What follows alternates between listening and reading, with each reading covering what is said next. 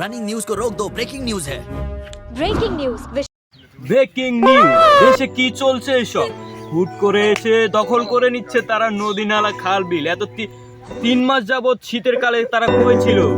বিস্তারিত জানাচ্ছে উগন্ডা টিভি থেকে। দীর্ঘ 3 মাস শীতের কালে গোসল করেনি তারা।